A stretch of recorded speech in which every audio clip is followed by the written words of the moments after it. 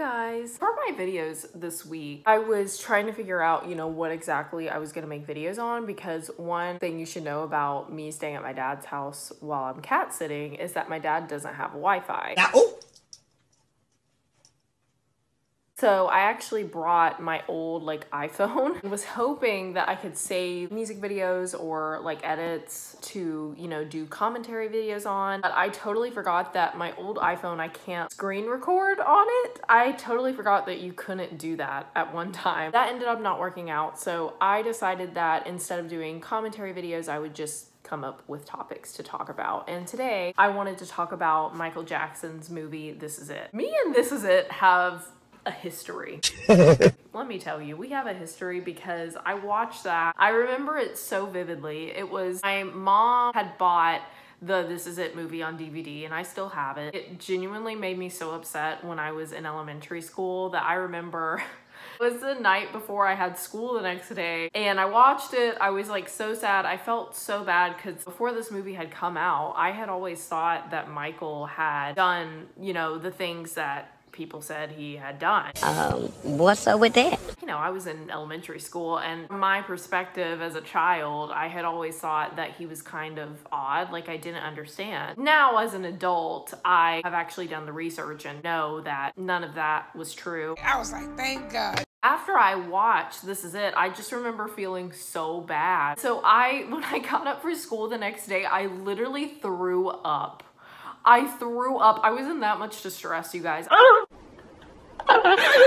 I've just never felt so bad for a person, like a celebrity, because, Michael's success was just, no one truly knows what it feels like. For him to be so successful at such a young age, and for him to just go through what he went through as a child, dealing with, his appearance changing and his father especially criticizing him in just such a mean way. Transition from being a child to a preteen to a teenager to then an adult. That alone was hard enough. And then for these allegations to come out later in his career, I feel for him so bad. And I will say, I saw someone on TikTok talking about the Invincible album, and they were like, man, Michael did not come to play with that album. And I was like, yeah, you're right. Yep.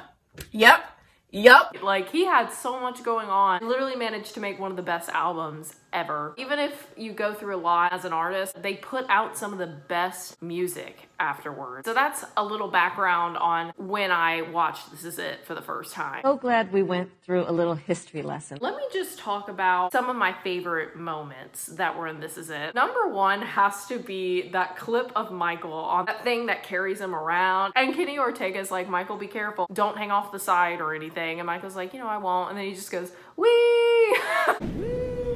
I love that clip so much. It's one of my favorite Michael clips of life. Earth Song? Y'all, I think that is one of the performances I was the most excited for. Earth Song just looked like it was going to be so beautiful. That version live, I cannot. I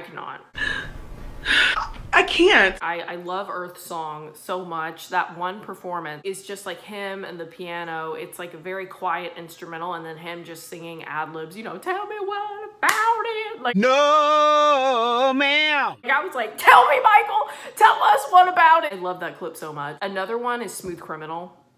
The stuff that he put on the screen, it was basically a remake of Smooth Criminal, but him in his 50s. That was fire. That was another one I really wanted to see for This Is It. The full production of. That part where he sings Speechless.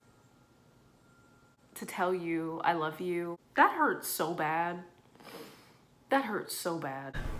Human Nature, the way that Michael performed these songs, and he still had it, because the way Invincible was genuinely one of, if not his best. I know that Thriller was so iconic. Thriller was an amazing album. He's had so many amazing albums. The Bad album's amazing. Michael, he is just, there are some times where an artist puts out something and I don't really like it, but for Michael, it's just he put out so much and I genuinely love everything. Well, look how she ate that.